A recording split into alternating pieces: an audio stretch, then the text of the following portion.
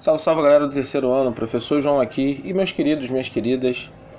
A gente vai falar nesse módulo sobre as equações polinomiais. Bom, é basicamente a continuação do conteúdo de polinômio, só que agora aplicando isso, num contexto mais algébrico. Então aproveitem a aula, anotem suas eventuais dúvidas e vamos embora. Bom, gente, começando aí com o teorema do resto. O teorema do resto basicamente diz o seguinte: se você dividir um polinômio p de x por um polinômio do primeiro grau do tipo g de x igual a x mais b, então o resto r de x da divisão necessariamente será igual ao valor numérico do polinômio p para x igual a menos b sobre a, que vem a ser a raiz do divisor, a raiz do g de x. O professor ficou meio embolado. Vamos ver na prática como é que funciona? Exemplo. Se p de x é x ao cubo menos 11x ao quadrado mais 38x menos 40 e g de x é igual a 3x menos 6. Eu não preciso fazer a divisão para saber o valor do resto. Eu vou anotar a raiz do divisor, que é 3x menos 6, vou igualar a zero e vou achar o valor de x, no caso x igual a 2, e vou substituir esse valor da raiz do divisor no polinômio do dividendo, que é o polinômio p. Fazendo essa substituição, aplicando aí o método da chave, você obteria que o resto é igual a zero. Aqui foi uma coincidência da zero, tá, gente? Anota direitinho aí e vê com calma se você lembra como é que é o processo da divisão. O primeiro termo do dividendo divide pelo primeiro termo do divisor. Você anota o quociente, multiplica o quociente pelo divisor, os dois termos no caso, e anota esse resultado do outro lado trocando o sinal, porque você está subtraindo. Faz esse processo até o grau do resto ser menor que o grau do divisor. Como o nosso divisor é do primeiro grau, o resto tem que ter grau zero, tem que ser um número real. Aqui, por coincidência, no método da chave que a gente usou, o nosso resto foi igual a zero. Agora, repara que se eu tivesse feito o que diz o teorema, tivesse apenas pegado o x igual a 2, que é a raiz do g de x, e substituído no polinômio p, que é bem mais fácil de fazer a conta, é só calcular o valor numérico, substituindo, fazendo as potências, depois somando os valores, você ia obter que o p de 2 é igual a zero. Então bate certinho, pelo método da chave, a gente acha que o resto é igual a zero, e fazendo a substituição do menos b sobre a, que é o x igual a 2, no polinômio p, eu também obtenho que esse valor é igual a zero. Ou seja, isso mostra que o teorema é verdadeiro. O p de 2 é igual ao resto da divisão. E isso vale tanto indo quanto voltando. Ou seja, o resto da divisão entre um polinômio p por um polinômio do primeiro grau é o valor numérico desse polinômio p para x igual à raiz desse divisor. No caso aqui foi a raiz x igual a 2, então foi o p de 2. Tudo bem, gente? Pode parecer bobeira, tá? Mas esse teorema ajuda a gente bastante coisa quando a gente vai resolver exercício. Olha só. Por exemplo, uma aplicação é o teorema de D'Alembert. O D'Alembert, que foi um filósofo francês e matemático, diz o seguinte: se o número a complexo é a raiz de um polinômio p de x, então p de x é divisível por x menos a. Como assim, professor? A gente aprendeu no módulo passado que quando o resto da divisão é zero, o polinômio da esquerda, o dividendo, é divisível pelo polinômio da direita, o divisor. Isso significa, basicamente, que toda vez que o resto for zero, um valor é divisível, um polinômio é divisível pelo outro. E a gente acabou de ver pelo teorema do resto que esse resto ser igual a zero significaria que o valor substituído no polinômio do dividendo faria com que o polinômio desse zero. Então D'Alembert aplicou essas duas coisas ao mesmo tempo. Exemplo: determina o valor de k real para que o polinômio p de x fulano de tal seja divisível por x mais 2. Então, aplicando o teorema do resto, igualando x mais 2 a zero, eu teria que x igual a menos 2 é a raiz do meu divisor. Aplicando o teorema do resto, se eu substituir o menos 2 no polinômio p, ou seja, calcular o p de menos 2, eu vou obter o resto da divisão. E se eu obter que o resto é igual a zero, quer dizer que aquele valor é uma raiz, então meu polinômio é divisível por x menos a raiz. Olha só, p de menos 2 é igual a zero. Isso você consegue verificar fazendo a continha, substituindo o menos 2 no polinômio e igualando a zero. No caso aqui eu estou supondo que menos 2 é a raiz, então repara que substituindo vai ficar aquele k faltando ali. E aí eu vou ter o seguinte, né, fazendo as continhas adequadamente, eu vou ter que 4k mais 66 é igual a 0. Ora, pois, eu quero que seja divisível. Se eu quero que seja divisível pelo teorema de D'Alembert, então o resto tem que ser igual a 0. 4k mais 66 igual a 0, significa que k é igual a menos 66 sobre 4. Então k vai ser igual a menos 33 sobre 2. Ah, professor, só isso? Só isso, gente. Se você sabe que um valor é raiz, quando você substitui esse valor no polinômio, vai ter que dar 0. É o que diz o teorema de D'Alembert. Sabendo, então, que o número é raiz, você pode descobrir um termo desconhecido, como nesse exercício. Ele pode pedir para você fazer coisas desse estilo. Ou seja, para não esquecer, tentar enfatizar de uma maneira aí mais simplificada. Se A é raiz de um polinômio P de x, então P de x é divisível por x menos A.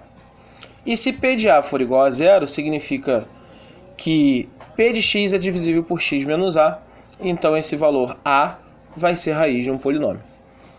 Tanto vale indo quanto voltando. E a gente vai aplicar isso aqui em outros teoremas também. Divisões sucessivas. Bom, galera, aqui já começa a entrar umas ferramentas mais bacaninhas pra gente, né? Aplicando o teorema do resto e o teorema de D'Alembert, a gente chega a algumas conclusões. Vamos supor que você tem um polinômio P de x e ele seja divisível por B de x.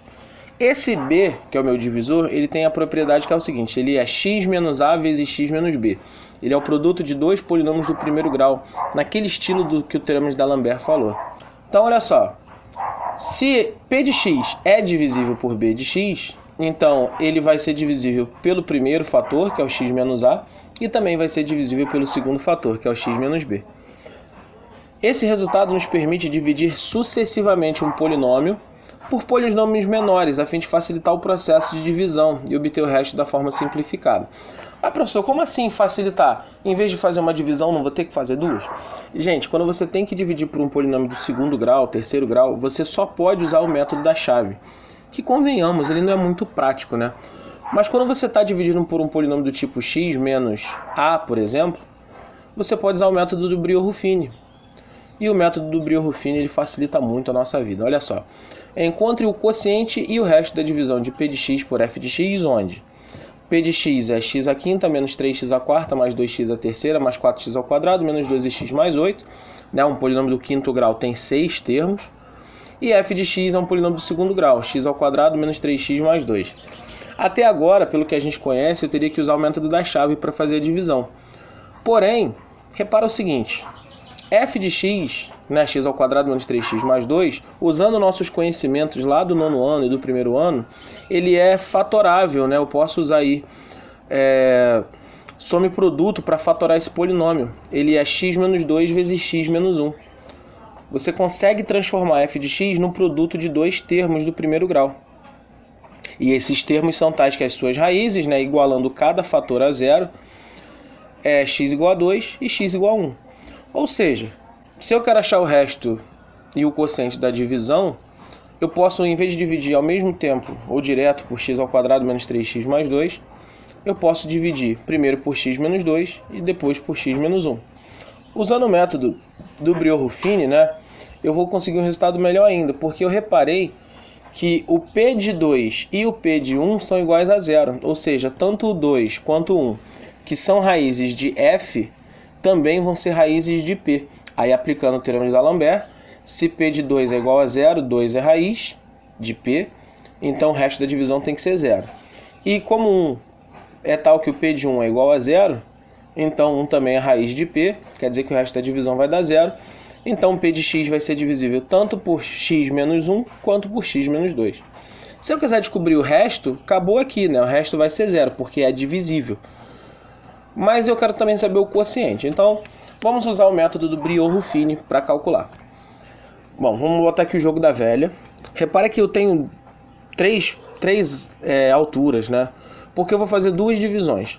Primeiro eu vou anotar os coeficientes do polinômio P de x. Né? X à quinta menos 3x à quarta, mais 2x ao cubo, mais 4x ao quadrado, menos 12x mais 8. Eu vou dividir primeiro por x menos 2. X menos 2, a raiz é o 2, né? X igual a 2, então vou botar o 2 aqui à esquerda.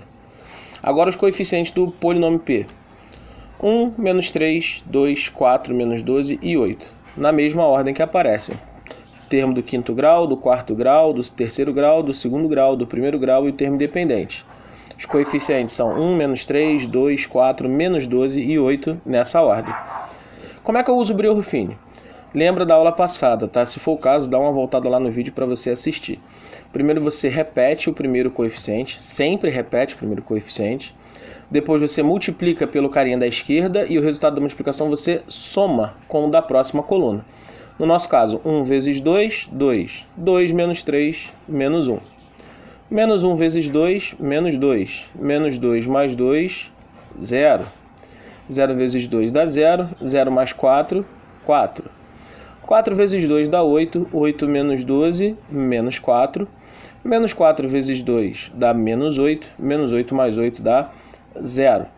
Como o nosso divisor é do primeiro grau, x menos 2, a raiz é 2, o nosso polinômio vai ter embaixo, nessa linha que eu acabei de achar, um quociente que é 1 grau menor. No caso, se eu dividir um polinômio do quinto grau, o meu quociente é do quarto grau. E o último resultado necessariamente é o resto da divisão. No caso, a gente já sabia que a divisão era exata, que ia dar resto zero, porque o P de 2 é igual a zero, então a divisão tem que dar zero.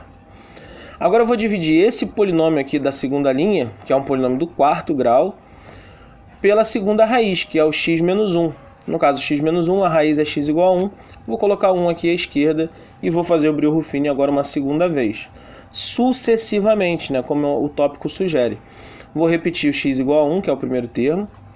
Vou multiplicar e vou somar com o próximo. 1 vezes 1 dá 1, 1 menos 1 dá 0. 0 vezes 1 dá 0, 0 mais 0 dá 0. 0 vezes 1 dá 0, 0 mais 4 dá 4. 4 vezes 1 dá 4, 4 menos 4 dá 0. E repara agora que o resto também é zero. Eu já sabia disso porque estava escrito lá em cima que o P de 1 era igual a 0.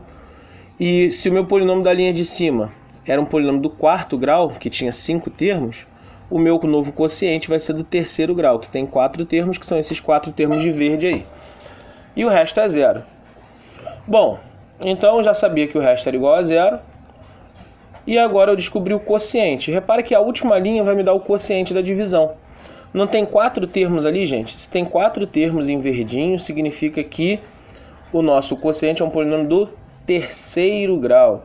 O polinômio do terceiro grau tem 4 termos. O primeiro, o número 1, é o coeficiente do x à terceira, o zero do x ao quadrado, o segundo zero do x elevado a 1 e o 4 é o termo independente. Então, meu polinômio do quociente vai ser x ao cubo mais 0, x ao quadrado, mais 0x mais 4.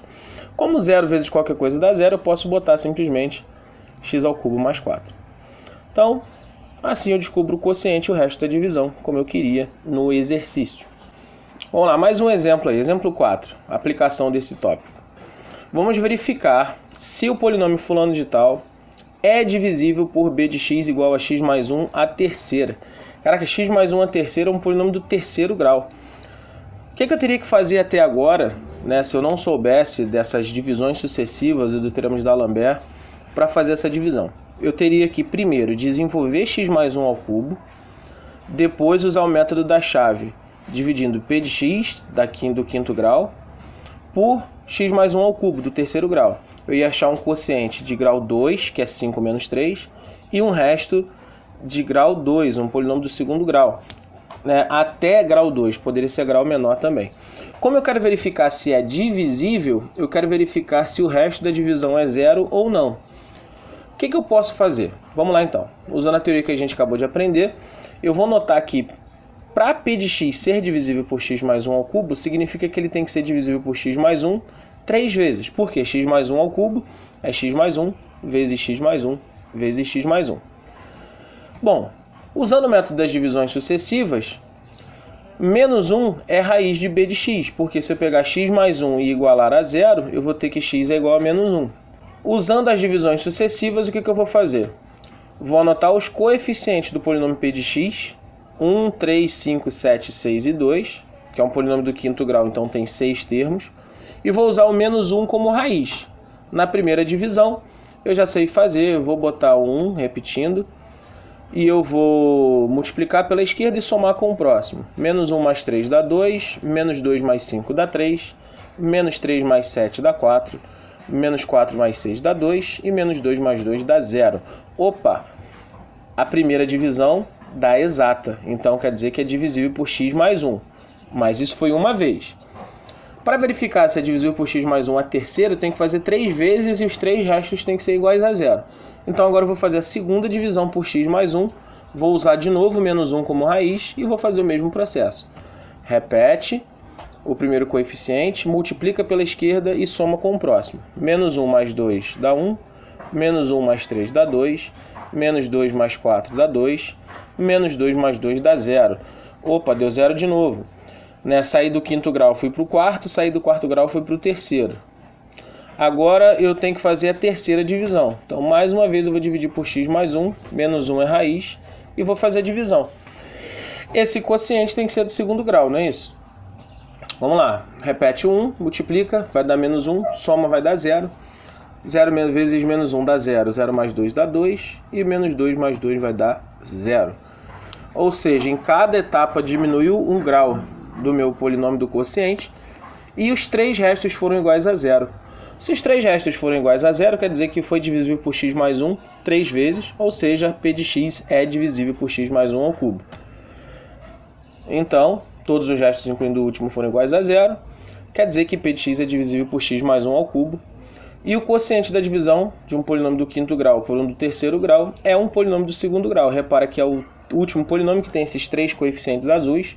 No nosso caso ali, 1x ao quadrado mais 0x, que dá 0, então não precisa aparecer, mais 2, que é o termo independente. Tranquilo, gente? Equações polinomiais. Bom, galera, o conceito de equação você já conhece, né? Equação é uma igualdade, né? Toda equação algébrica redutível a p de x igual a 0, com p de x sendo um polinômio de coeficientes reais, né? Pelo menos um deles diferente de 0, vai ser uma equação polinomial. O grau dessa equação polinomial é o grau do polinômio dado pelo maior expoente da variável x, ou seja, o maior expoente que aparecer no polinômio, né, é o seu grau. Achar a raiz de uma equação polinomial nada mais é do que você achar um número alfa, né, sendo esse número um número complexo, tal que p de alfa é igual a 0. Ah, professor, como assim?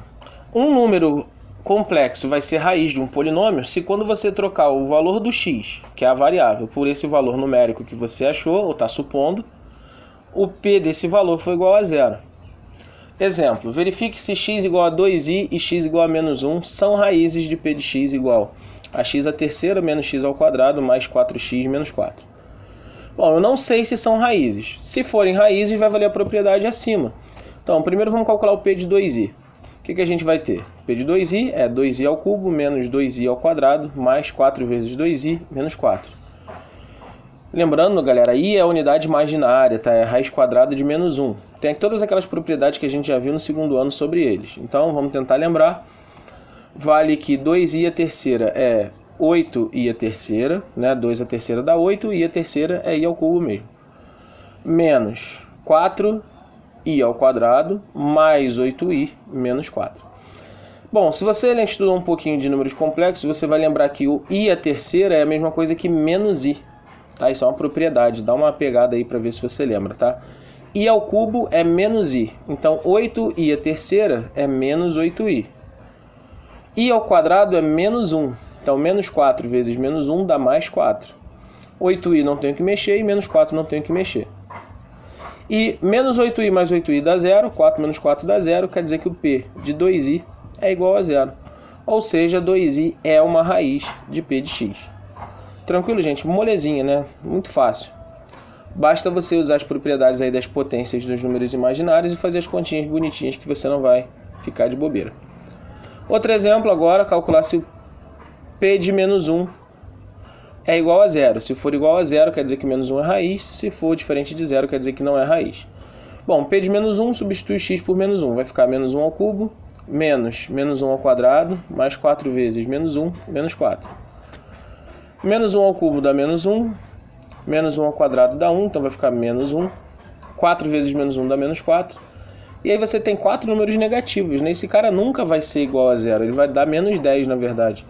Ou seja, o p de menos 1 deu menos 10, não deu 0. Se não deu 0, menos 1 não é raiz do polinômio. Bom, qual é a dificuldade daqui para frente, gente? A gente vai sempre tentar achar as raízes do polinômio. O problema é que, como você está vendo aqui, eu peguei dois valores aleatórios, né? Números naturais já são infinitos, números reais são mais infinitos ainda. Números complexos são muito mais infinitos. Será que eu vou ficar tendo que chutar valores para descobrir quais são as raízes? Bom, espero que não. Alguns exercícios pedem para a gente trabalhar com raízes conhecidas ou usando relações que envolvem, né, os coeficientes do polinômio e as possíveis raízes desse polinômio. Ao longo aqui do final do módulo a gente vai ver algumas dessas propriedades e aí você verifica, né, o que fica mais fácil para você. Tudo bem? Vamos seguir o baile então. Bom, galera, o teorema fundamental da álgebra, né? Se tem fundamental no nome, quer dizer que é importante. E é uma teoria bem simples, porém muito difícil de provar. Teve um carinha chamado Gauss, há muito tempo atrás, que ele fez a seguinte proposta. Se o polinômio p de x, né, de coeficientes reais, a n x elevado a n menos 1, x na n menos 1 e assim por diante até a zero, com a1, a2 até a n números reais, esse polinômio admite exatamente n raízes complexas reais ou não reais e pode ser decomposto numa forma fatorada do tipo an, que é o coeficiente líder, né, ou coeficiente principal. Tem várias nomenclaturas no livro de vocês, eu não lembro qual é a correta. Eu costumo chamar de coeficiente líder, mas pode ser também coeficiente principal. Vai depender da literatura. A n, que é o coeficiente líder, vezes x menos alfa 1, vezes x menos alfa 2, vezes x menos alfa 3, nananã, vezes x menos alfa n, onde alfa 1, alfa 2, alfa 3, nananã, até alfa n são as raízes desse polinômio. Ou seja, uma vez que você tem um polinômio, sei lá, do terceiro grau, você vai achar 3 raízes e pode escrever esse cara como uma multiplicação de 3 polinômios do primeiro grau. Se ele tem 7 raízes, você vai poder escrevê-lo como uma multiplicação de 7 polinômios do primeiro grau. E assim por diante. O teorema de Gauss basicamente fala que se ele tiver grau 11, você vai achar 11 raízes complexas, né? Podem ser reais ou não reais. E isso é interessantíssimo para a gente, porque a gente consegue então trabalhar com essas propriedades. Por exemplo, esse polinômio aqui, p de x igual a 2 vezes x mais 1 vezes x menos 3 vezes x mais 2, ele é um polinômio do terceiro grau, porque tem 3 fatores do primeiro, e as raízes, né, um total de 3, são as raízes de cada um dos seus fatores, ou seja, em vez de resolver todo aquele polinômio e achar as raízes todas de uma vez, eu posso resolver separadamente. A raiz de x mais 1 é o menos 1, a raiz de x menos 3 é o 3, e a raiz de x mais 2 é o menos 2, né? Basta igualar a zero. E aí, então, o conjunto de solução da equação p de x igual a zero é o conjunto de solução que tem as 3 raízes que eu acabei de achar, ou seja, menos 2, menos 1 e 3. Exemplo 2, o polinômio p de x igual a fulano de tal é um polinômio do sexto grau. Aí você vai falar assim, mas professor, só tem 3 fatores, por que do sexto grau? O primeiro fator, x menos 2, aparece só uma vez, com expoente 1. Ele está multiplicando por x menos 1 ao quadrado. Isso significa que o x menos 1 estaria aparecendo 2 vezes. E isso está multiplicado por x mais 3 ao cubo. Ou seja, como se o x mais 3 estivesse aparecendo 3 vezes. Está vendo aqui embaixo?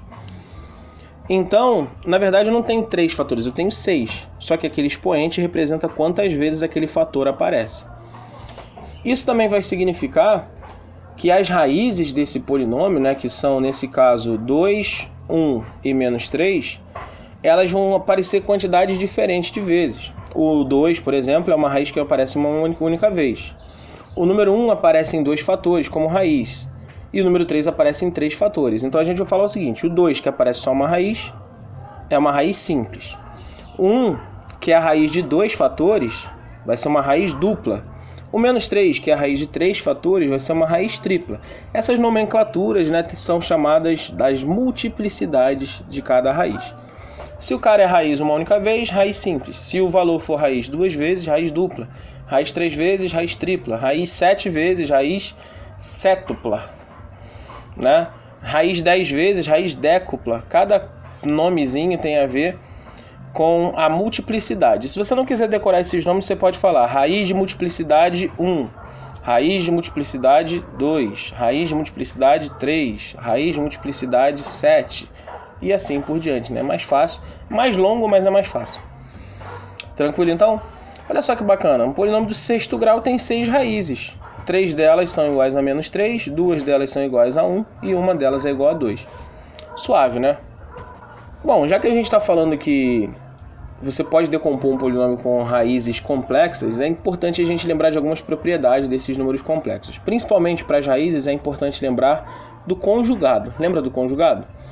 Bom, vale o seguinte, gente, ó, se você tem um número complexo z da forma a mais bi, a e b são coeficientes reais, então o conjugado desse número complexo vai ser o z traço ou z barra. Eu costumo falar z barra. E esse conjugado é o número complexo a menos bi, ou seja, você repete a parte real, que é o a, e troca o sinal da parte imaginária, que é o b. Então, se o z é a mais bi, o z barra vai ser a menos bi. E é claro, se o número z não tiver parte imaginária, ele vai ser o número real, e o conjugado desse número real vai ser ele mesmo. O conjugado de 2 é 2, o conjugado de 3 é 3, e o conjugado de 5 é 5. O conjugado de menos 8 é menos 8. O conjugado do número real é o próprio número real. Agora, se ele for complexo não real, você repete a parte real e troca o sinal da parte imaginária. Tudo bem? Lembra disso. E sobre esses números complexos não reais, valem as seguintes propriedades. A soma dos conjugados é igual ao conjugado da soma. Ou seja, você pode juntar tudo num conjugado só e fazer a conta do conjugado depois.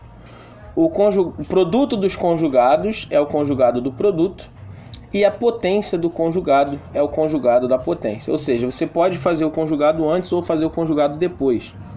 Você pode fazer a potência antes e depois fazer o conjugado, ou você pode fazer o conjugado primeiro e depois fazer a potência. Você pode usar isso em qualquer lugar. E sobre isso a gente vai ter um teorema. O teorema diz o seguinte: se você tem um número z complexo da forma a mais bi, e esse cara é a raiz complexa de um polinômio p de x, então o seu conjugado z barra a menos bi também vai ser raiz do polinômio p de x. Galera, tem a demonstração desse teorema lá na página 52 da apostila de vocês. Eu sugiro que vocês deem uma olhada. É interessante mostrar o porquê que funciona. É bem simples, na verdade. Se você entendeu essas 3 propriedades aqui, você vai entender a demonstração do teorema. Eu acho que aqui não cabe a gente ficar demonstrando o teorema porque, sei lá, enxugar gelo, né? Fazer mais do mesmo. Mas olha só que interessante. A gente ganha 3 coisas importantes só do fato de saber disso. Lembrando, qual é o fato? Se z é uma raiz, então z barra, seu conjugado, também vai ser uma raiz. Ou seja, as consequências desse teorema são: se z é um número complexo de multiplicidade m, então seu conjugado z barra também vai ser uma raiz de multiplicidade m do polinômio. Ou seja, se você tem que o número complexo 2 mais i é raiz tripla, então o número complexo 2 menos 3i também tem que ser raiz tripla. Isso também garante para a gente que o número de raízes complexas não reais de um polinômio p de x é sempre par. Mas, professor, como assim? Sim, se um número é raiz, o seu conjugado também é. Então as raízes complexas sempre vêm de 2 em 2. Eu nunca vou ter uma raiz complexa sozinha, solta. Se ela está lá, então o seu conjugado também vai estar. E isso dá para a gente, para mim, a propriedade mais importante das raízes complexas, que é essa daqui. O polinômio p de x que tiver grau ímpar sempre vai ter pelo menos uma raiz real. Mas, professor, por quê? Bom, consequência, né? Pensa num polinômio do terceiro grau. Se ele é um polinômio de terceiro grau e possui uma raiz complexa, então ele possui 2, na verdade. Por quê? Se uma raiz complexa é raiz do polinômio, então o seu conjugado também vai ser. E aí eu já tenho 2 raízes. Como ele é do terceiro grau, essa terceira raiz pode ser complexa? Não. Por que não? Porque se ela fosse complexa, o conjugado dela também teria que ser, e aí eu teria 4 raízes e não 3. Ou seja, essa terceira raiz tem que ser uma raiz real. Isso é muito forte, tá, gente? Você pode aplicar isso sempre, que sempre vai dar certo. Se o grau do polinômio, né, o grau original do polinômio é ímpar, então pelo menos uma raiz real você vai ter. Tá? Você nunca pode ter todas as raízes complexas não reais.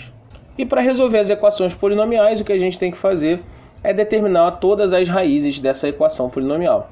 A gente vai usar muito o Brio-Ruffini para achar raízes, tá? Achar as soluções de uma equação polinomial, né? Porque sim, porque o Brio-Ruffini é um método que facilita mais a nossa vida. Exemplo, eu quero resolver a equação polinomial fulano de tal, polinômio do terceiro grau. O que você tem que achar? As 3 raízes.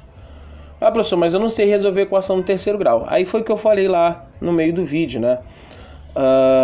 Quando você tiver que resolver uma equação desse tipo, a própria questão vai te dar algumas vantagens. Nesse caso aqui, ele está me dizendo que eu já sei que 3 é uma das raízes.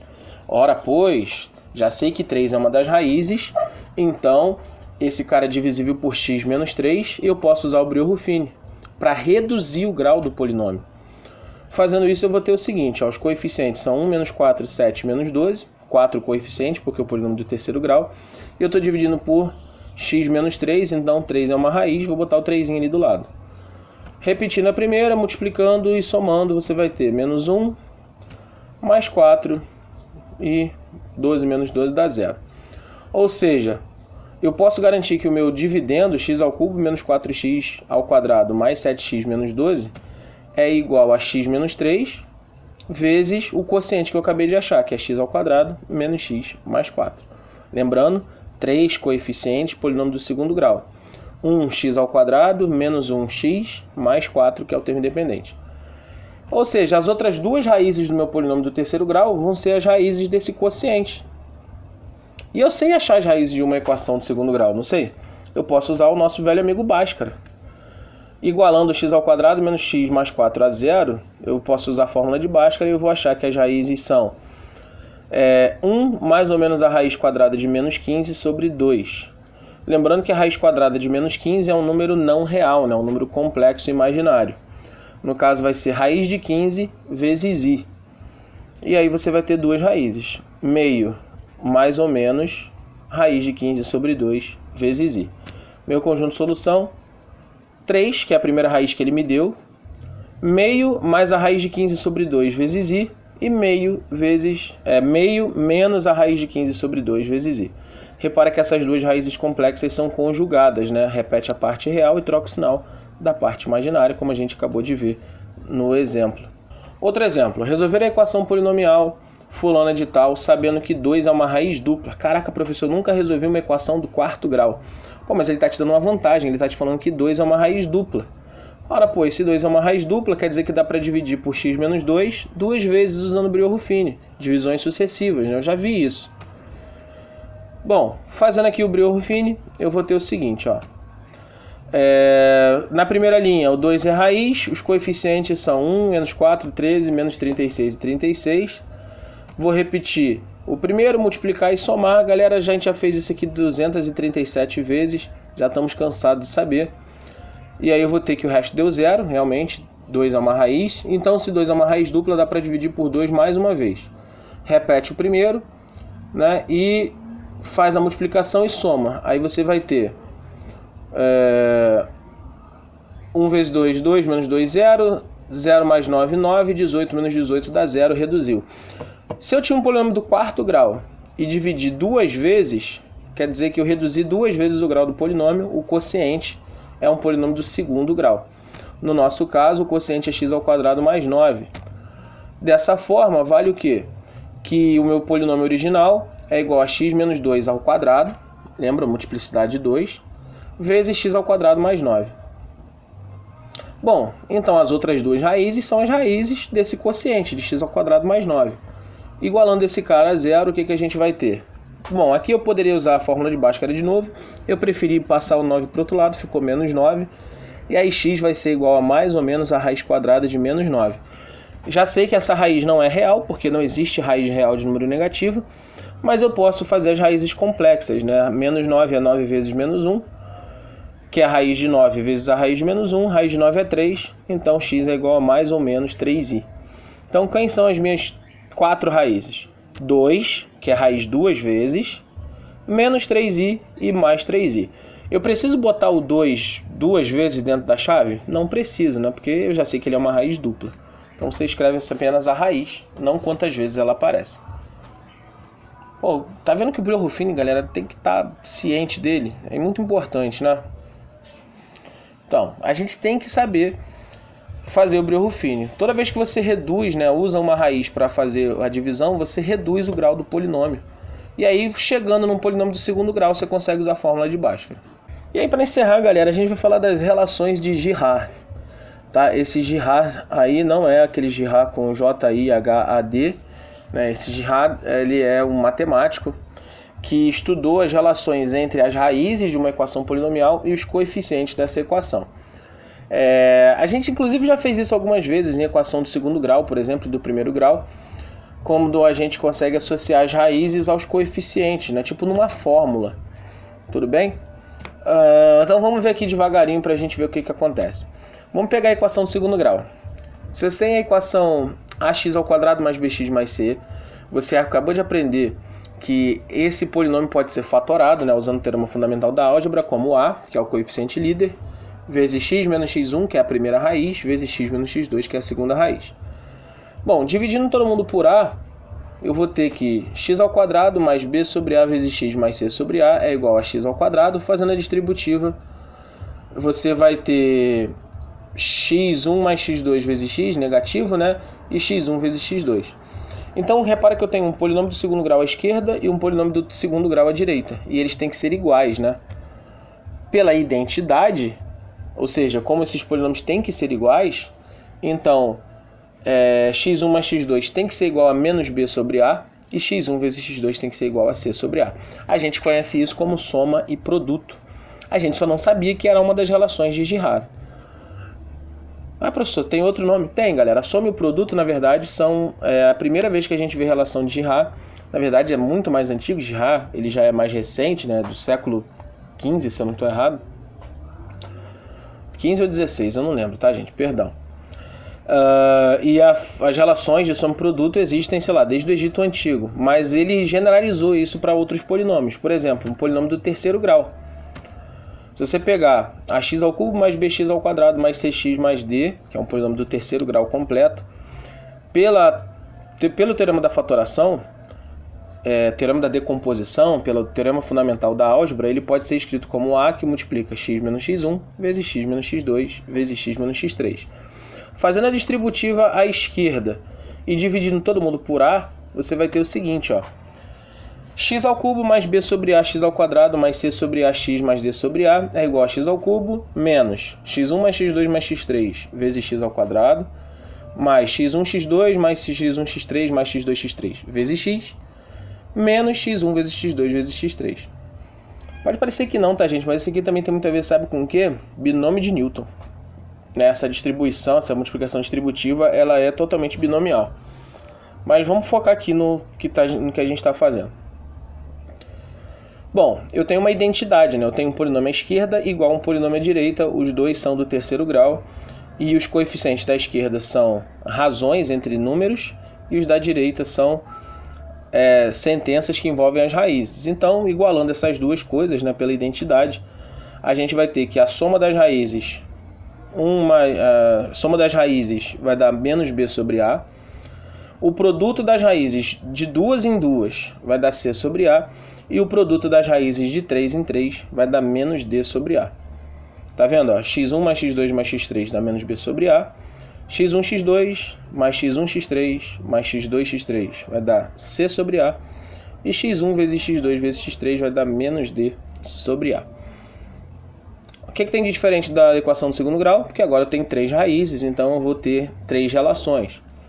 E isso vai se expandindo, galera, qual for o grau do polinômio que você estiver calculando. Por exemplo, na equação do quarto grau, se você pensar que um polinômio ax² mais bx² mais cx² mais dx mais e igual a zero, com a diferente de zero, tem raízes x1, x2, x3 e x4, usando o teorema fundamental da álgebra, você consegue fazer a mesma coisa e fazendo as multiplicações distributivas, você vai ter que existe uma relação direta de um polinômio do quarto grau, escrito em função dos coeficientes a, b, c, d e e, e do polinômio do quarto grau, escrito em função das raízes x1, x2, x3 e x4, e essas relações são que a soma das raízes uma a uma dá menos b sobre a soma dos produtos 2 a 2 vai dar c sobre a soma do produto 3 a 3 vai dar menos d sobre a, e a soma o produto das quatro raízes, vai dar e sobre a.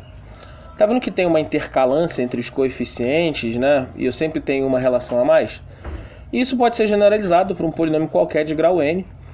de modo que vale que toda vez que o AN é diferente de zero e você tem esse polinômio genérico de grau qualquer que seja, vale que a soma das raízes uma a uma é menos o segundo coeficiente dividido pelo primeiro, a soma dos produtos 2 a 2 é o terceiro coeficiente dividido pelo primeiro, a soma dos produtos 3 a 3 é menos o quarto coeficiente dividido pelo primeiro, e assim por diante, até que o produto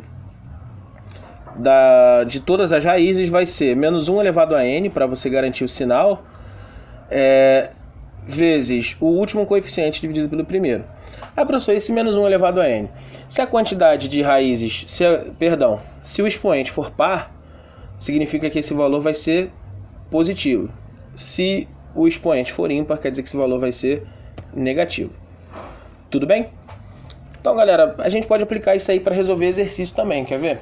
Às vezes na questão, ao invés de falar quem é a raiz, tipo nos que a gente resolveu anteriormente, ele vai te falar alguma relação que essas raízes têm entre si. Por exemplo, resolver a equação fulana de tal, sabendo que a soma de duas das suas raízes é igual a 1. Eu não sei quem são essas raízes, mas eu sei que a soma dá 1. Poderia ser 0 e 1, poderia ser menos 3 e 4, poderia ser 0,2 e 0,8. Eu não sei quem são essas raízes, eu não posso simplesmente substituir. Mas eu sei que se eu somar as duas, vai dar 1.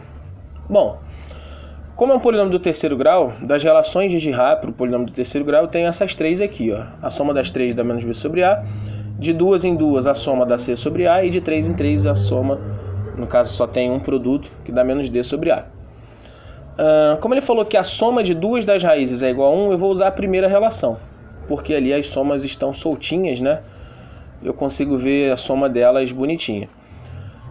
Usando a primeira relação, eu vou ter que x1 mais x2 mais x3 é igual a menos da fórmula, menos 6, que é o b, sobre 1, que é o a. Além disso, a soma de duas raízes é igual a 1. Ele falou isso no enunciado. Então, sei lá, x1 e x2, por exemplo. Se a soma dá 1, então x1 mais x2 mais x3, na verdade, vai ser 1 mais x3. Eu posso pegar aquele x1 mais x2 e substituir por 1. Então vai ficar 1 mais x3 igual a 6. Olha só, desse modo eu consigo garantir que o x3 é igual a 5. Eu não sei quem são as duas primeiras raízes, mas eu acabei de descobrir, usando as relações de Girard, que a terceira raiz é igual a 5. Ora, pois, esse é um polinômio do terceiro grau. Se x igual a 5 é raiz, eu posso usar o Breuer-Ruffini para reduzir o grau do polinômio. Desse modo eu vou ter 5 como raiz, os coeficientes são 1, menos 6, menos 7 e 60. Fazendo a divisão, eu vou ter o resto igual a zero, faz a continha aí, por favor. E como quociente eu vou achar o polinômio x ao quadrado menos x menos 12. Já que eu já sei uma das raízes, falta descobrir as outras duas. E para descobrir as outras duas, basta resolver a equação do segundo grau, x ao quadrado menos x menos 12. Usando a fórmula de Bhaskara, isso aqui vai ser igual a zero se x for igual a 4 ou se x for igual a menos 3. Bacana, né, gente? Então, quem são as raízes? Menos 3, 4 e o 5. Eu não sabia quem eram as raízes inicialmente, mas eu consegui usar essa relação de Girard para poder descobrir as outras raízes e depois aplicar os conhecimentos que eu já tinha comigo. Olha lá, mais um exemplo aí, gente. Resolver a equação do quarto grau, x à quarta menos 3x ao cubo mais x ao quadrado mais 7x menos 30, sabendo que o número complexo 1 mais 2i é uma de suas raízes. Caraca, não sei fazer, professor. Bom, essa aqui é um pouquinho mais chatinha mesmo, mas presta atenção porque nem tudo são flores, né? Bom, o que eu sei? Eu sei que 1 mais 2i é a raiz do polinômio. Pelo teorema das raízes complexas, se um número complexo não real é raiz de um polinômio, o seu conjugado também é raiz. E pelo teorema das divisões sucessivas, se um polinômio é raiz, então o polinômio é divisível por x menos esse valor. Ou seja, o polinômio p de x é divisível por x menos 1 mais 2i e também vai ser divisível por x menos 1 menos 2i. E se ele é divisível por cada um, ele é divisível pelo produto. Lembra? A gente estava lá nas divisões sucessivas. Se é divisível por x menos a vezes x menos b, então é divisível por x menos a e é divisível por x menos b. Se vale na ida, também vale na volta. Se é divisível por x menos a e também é divisível por x menos b, ele vai ser divisível pelo produto. Eu posso então multiplicar esses polinômios, né, do primeiro grau. Caraca, professor, mas vai dar maior trabalho. Sim, galera, vai dar maior trabalho. Mas vamos fazer a distributiva aqui. Você vai ter que a distributiva desses dois fatores vai dar x ao quadrado, né, fazendo o primeiro vezes o primeiro, depois vai dar menos 1 menos 2i vezes x, menos 1 mais 2i vezes x, mais 1 mais 2i vezes 1 menos 2i. Fazendo essa multiplicação e simplificando os termos semelhantes, galera, você vai ter que esse quociente, nessa multiplicação, perdão, vai ser x ao quadrado menos 2x mais 5. Ou seja, o polinômio inicial, se ele é divisível por x menos a primeira raiz e por x menos a segunda raiz, então ele vai ser divisível por x menos o produto, que vai dar x ao quadrado menos 2x mais 5. E esse polinômio é mais bonitinho de trabalhar, né? Usando o método da chave, a gente vai encontrar o seguinte. Aqui eu já fiz a conta toda, tá? Não fiz passo a passo, mas eu acho que vocês também já estão cansados de fazer esse método da chave, é bem tranquilo. Lembra, você tem que pegar o primeiro termo do dividendo, dividir pelo primeiro termo do divisor, achar o quociente. Esse quociente você multiplica pelo divisor todo, fazendo a distributiva, e o resultado que você achar você anota do outro lado, trocando o sinal.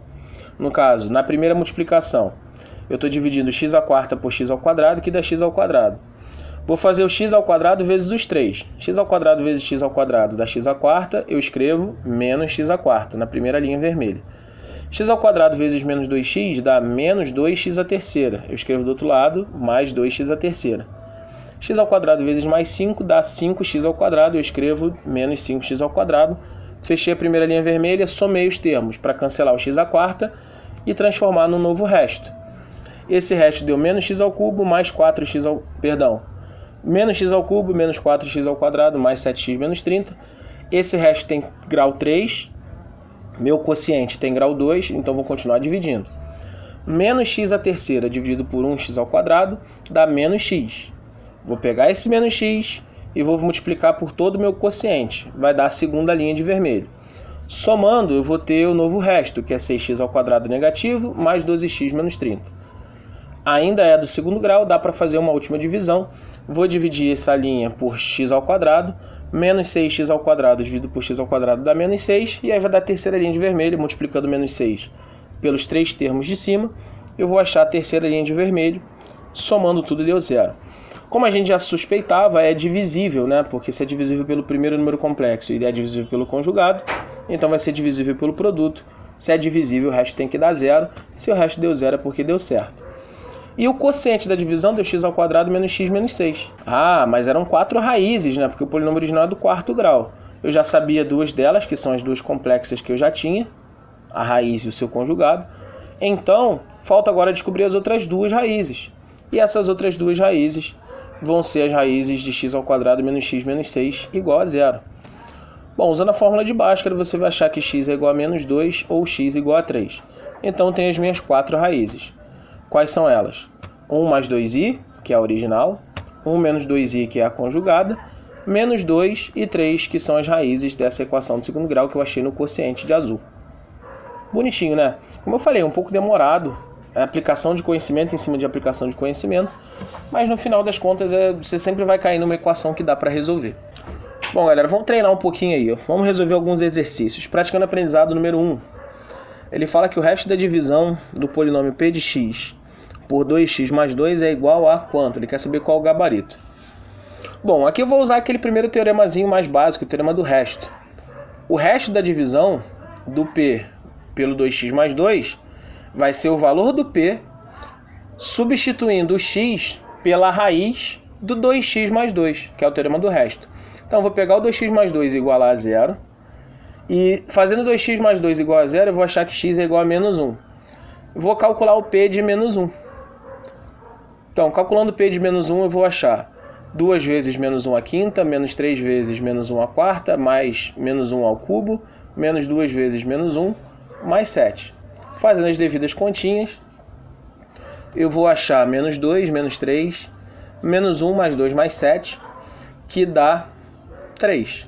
Ou seja, p de menos 1 é igual a 3, quer dizer que o resto da divisão é 3, gabarito na letra E. Suave? Espero que sim.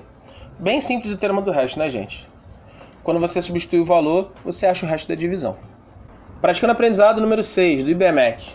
Uma das raízes da equação fulana de tal é x igual a 2.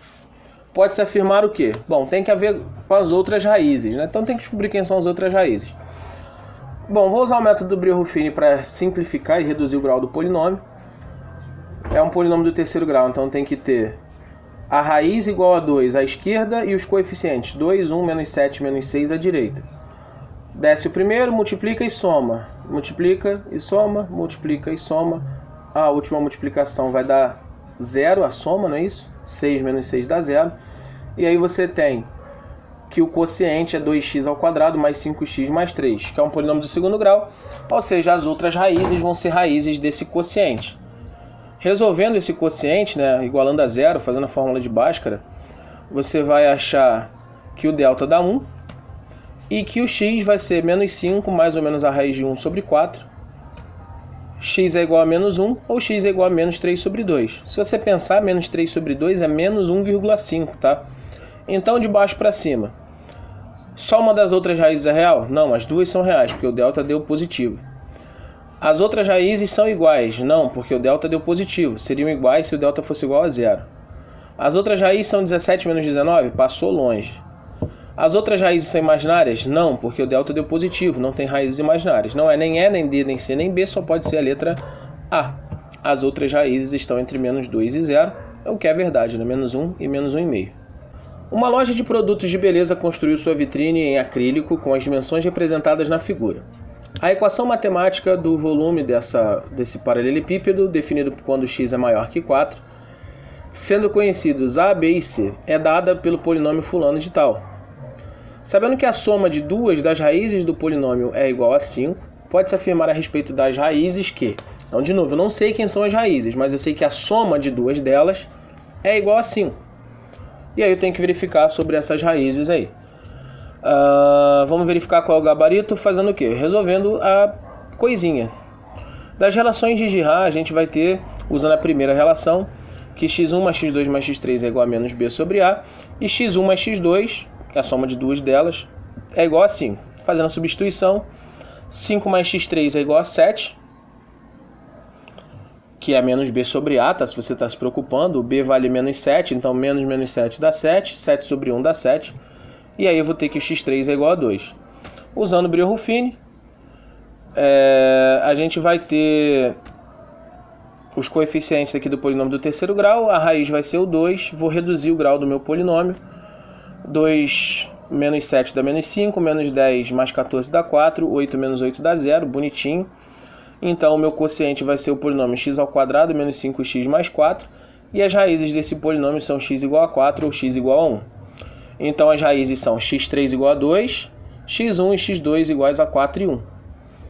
Então as três raízes são reais, não é isso? Agora vamos verificar sobre esse conjunto solução 1, 2 e 4, qual das opções é verdadeira? Opção A, nenhuma raiz é real. Falso, as três são. B, são todas iguais e não nulas. Mentira, elas são todas diferentes. C, somente uma delas é nula. Não, nenhuma delas é igual a 0. Se não é nem A, nem B, nem C, só pode ser letra D ou letra E. 1, 2 e 4 é uma progressão aritmética?